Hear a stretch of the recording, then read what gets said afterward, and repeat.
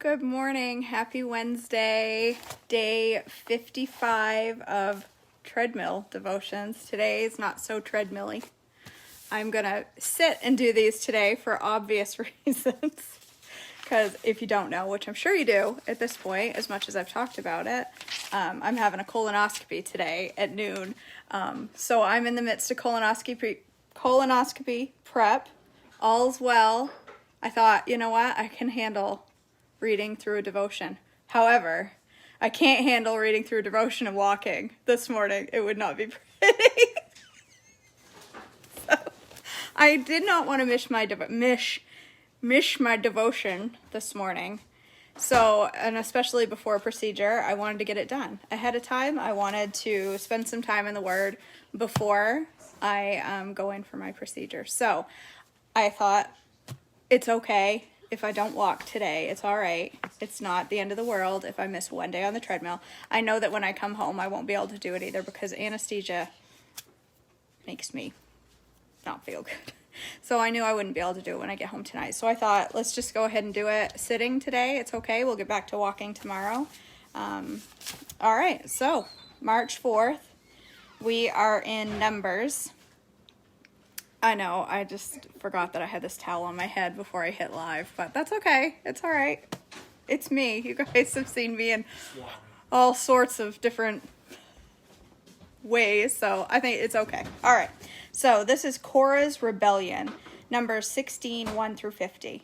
One day Korah, son of Izhar, a descendant of Kohath, son of Levi, conspired with Dathan and Abiram, the sons of Eliab, the On, son of Peleth, and On, not the On, and On, son of Peleth, from the tribe of Reuben. They incited a rebellion against Moses, along with 250 other leaders of the community, all prominent members of the assembly.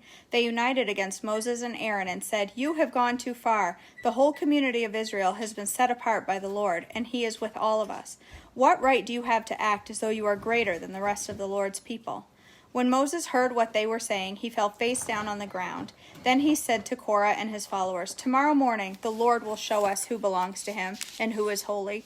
The Lord will only allow those whom he selects to enter his own presence. Korah, you and your followers must prepare your incense burners. Light fires in them tomorrow and burn incense before the Lord.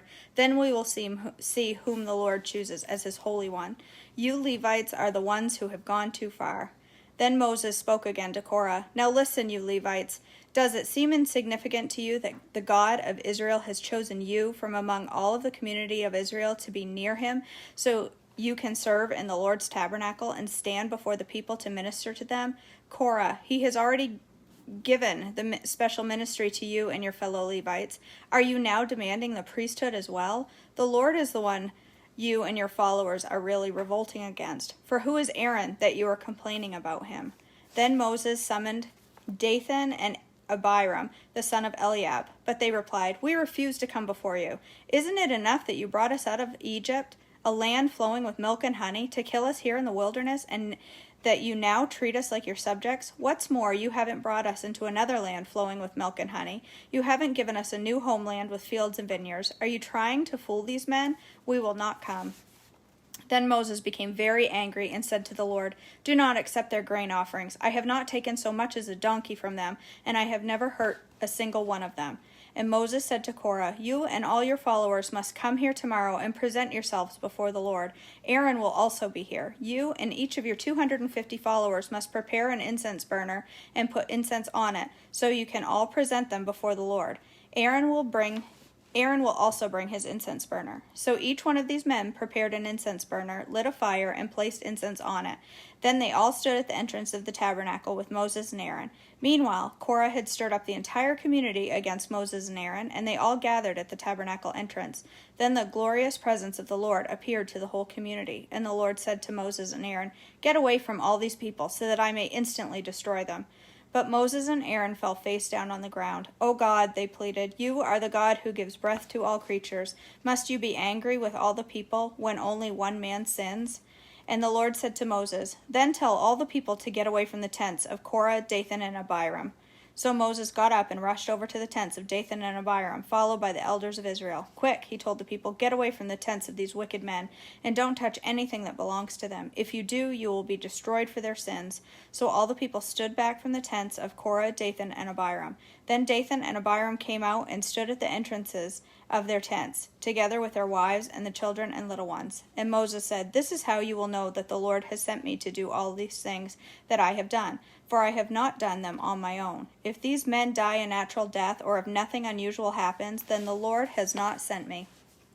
But if the Lord does something entirely new, and the ground opens its mouth and swallows them and all of their blessings, or their belongings, and they go down alive into the grave, then you will know that these men have shown contempt for the Lord." He had hardly finished speaking the words when the ground suddenly split open beneath them. The earth opened its mouth and swallowed the men, along with their households and all of their followers who were standing with them, and everything they owned. So they went down alive into the grave, along with their belongings. The earth closed over them, and they all vanished from among the people of Israel. All the people around them fled when they heard their screams. "The earth will swallow us too," they cried. Then fire blazed forth from the Lord and burned up the 250 men who were offering incense. And the Lord said to Moses, "Tell Eleazar, son of Aaron the priest, to pull all the incense burners from the fire, for they are holy. Also, tell him to scatter the burning coals. Take the incense burners of these men who have sinned at the cost of their lives, hammer the metal into a thin sheet to overlay the altar. Since these burners were used in the Lord's presence, they have become holy. Let them serve as a warning to the people of Israel." So Eleazar the priest collected 250 bronze incense burners that had been used by the men who died in the fire, and the bronze was hammered into a thin sheet to overlay the altar. This would warn the Israelites that no unauthorized person, no one who was not a descendant of Aaron, should ever enter the Lord's presence to burn incense. If anyone did, the same thing would happen to him as happened to Korah and his followers. So the Lord's instructions to Moses were carried out. But the very next morning, the whole community of Israel began muttering again against Moses and Aaron, saying, "You have killed the Lord's people."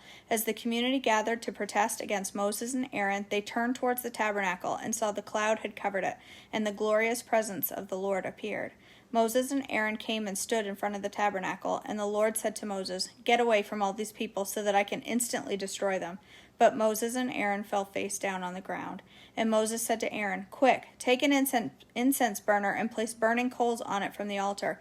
Lay incense on it and carry it out among the people to purify them and make them right with the Lord. The Lord's anger is blazing against them. The plague has already begun." Aaron did as Moses told him and ran out among the people. The plague had already begun to strike down the people, but Aaron burned the incense and purified the people. He stood between the dead and the living, and the plague stopped. But 14,700 people died in that plague, in addition to those who had died in the affair involving Korah. Then, because the plague had stopped, Aaron returned to Moses at the entrance of the tabernacle. All right, the budding of Aaron's staff, Numbers 17, 1 through 13. Then the Lord said to Moses, "Tell the people of Israel to bring you 12 wooden staffs, one from each leader of Israel's ancestral tribes, and inscribe each leader's name on his staff. Inscribe Aaron's name on the staff of the tribe of Levi, for there must be one staff for the leader of each ancestral tribe. Place these staffs in the tabernacle in front of the ark containing the tablets of the covenant, where I meet with you. Buds will sprout on the staff belonging to the man I choose. Then I will finally put an end to the people's murmuring and complaining against you."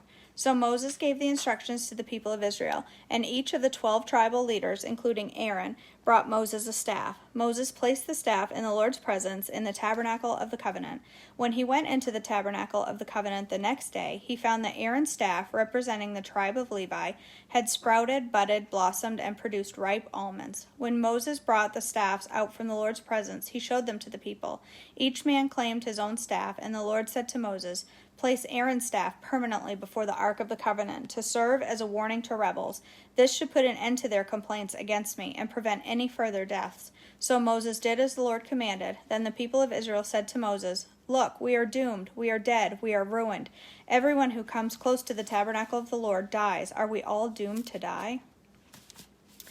Duties of the priests and Levites, Numbers 18, 1 through 7. Then the Lord said to Aaron, "Your sons You, your sons, and your relatives from the tribe of Levi will be held responsible for any offenses related to the sanctuary, but you and your sons alone will be held responsible for violations connected with the priesthood. Bring your relatives to the tribe of Israel. Bring your relatives of the tribe of Levi, your ancestral tribe, to assist you and your sons as you perform the sacred duties in front of the tabernacle of the covenant. But as the Levites go about all their assigned duties at the tabernacle, they must be careful not to go near any of the sacred objects or the altar. If they do, both you and they will die. The Levites must join you in fulfilling their responsibilities for the care and maintenance of the tabernacle, but no unauthorized person may assist you. You yourselves must perform the sacred duties inside the sanctuary and at the altar. If you follow these instructions, the Lord's anger will never again blaze against the people of Israel. I myself had chosen your fellow Levites from among the Israelites to be your special assistants. They are a gift to you, dedicated to the Lord for service in the tabernacle. But you, your sons, and the priests must personally handle all the priestly rituals associated with the altar and with everything behind the inner curtain. I am giving you the priesthood as your special privilege of service. Any unauthorized person who comes too near the sanctuary will be put to death. Okay, support for the priests and Levites, Numbers 18, 8 through 32. The Lord gave these further instructions to Aaron. I myself have put you in charge of all the holy offerings that are brought to me by the people of Israel. I have given all these consecrated offerings to you and your sons as a permanent share. You are allotted the portion of the most holy offerings that is not burned on the fire. This portion of all the most holy offerings, including the grain offering, sin offering, and guilt offerings, will be most holy, and it belongs to you and your sons. You must eat it as a holy offering. All the males may eat of it, and you may treat it as most holy. All the sacred offerings and special offerings presented to me when the Israelites lift them up before the altar belongs to you. I have given them to you and your sons and daughters as your permanent share. Any member of your family who is ceremonially clean may eat of these offerings. I also give you the harvest gifts brought by the people as offerings to the Lord, the best of the olive oil, new wine, and grain. All the first crops of their land that the people present to the Lord belong to you. Any member of your family who is ceremonially clean may eat this food. Everything in Israel that is specially set apart for the Lord also belongs to you. The firstborn of every mother, whether human or animal, that is offered to the Lord will be yours. But you must always redeem your firstborn sons and the firstborn of ceremonially unclean animals. Redeem them when they are 1 month old. The redemption price is 5 pieces of silver, as measured by the weight of the sanctuary shekel, which equals 20 gerahs. However, you may not redeem the firstborn cattle, sheep, or goats. They are holy, and they have been set apart for the Lord. Sprinkle their blood on the altar and burn their fat as a special gift, a pleasing aroma to the Lord. The meat of these animals will be yours, just like the breast and the right thigh that are presented by lifting them up as a special offering before the altar. Yes, I am giving you these holy offerings that the people of Israel bring to the Lord. They are for your sons and your daughters, to be eaten as your permanent share. This is an eternal and unbreakable covenant between the Lord and you, and it also applies to your descendants. And the Lord said to Aaron, your priests will receive no allotment of land or share of property among the people of Israel. I am your share and your allotment. As for the tribe of Levi, your relatives, I will compensate them for their service in the tabernacle. Instead of an allotment of land, I will give them the tithes from the entire land of Israel. From now on, no Israelites except priests or Levites may approach the tabernacle. If they come too near, they will be judged guilty and will die. Only the Levites may serve at the tabernacle, and they will be held responsible for any offense against it. This is a permanent law for you, to be observed from generation to generation. The Levites will receive no allotment of land among the Israelites, because I have given them the Israelites' tithes, which have been presented as sacred offerings to the Lord. This will be the Levites' share. That is why I said they would receive no allotment of land among the Israelites. The Lord also told Moses, give these instructions to the Levites. When you receive from the people of Israel the tithes I have assigned as your allotment, give 1/10 of the tithes you receive, a tithe of a tithe, to the Lord as a sacred offering. The Lord will consider this offering to be your harvest offering, as though it were the first grains from your own threshing floor, or wine from your own winepress. You must present 1/10 of the tithe received from the Israelites as a sacred offering to the Lord. This is the Lord's sacred portion, and you must present it to Aaron the priest. Be sure to give the Lord the best portions of the gifts given to you. Also, give these instructions to the Levites. When you present the best part as your offering, it will be considered as though it came from your own threshing floor or winepress. You Levites and your families may eat this food anywhere you wish, for it is your compensation for serving in the tabernacle. You will not be considered guilty for accepting the Lord's tithes if you give the best portion to the priests, but be careful not to treat the holy gifts of the people of Israel as though they were common. If you do, you will die. There we go. Look, we have 39 people watching. That's pretty awesome. We usually only have like 10 or so in the mornings for Treadmill Devotions, so it's awesome that a bunch of people have joined today. So this is day 55 done.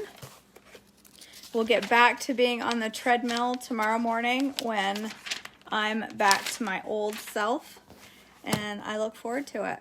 So, all right, you guys, I hope you have a blessed Thursday. I hope you stay on plan today. I'm going to, because I don't have a choice. I'm not on plan because I'm not eating.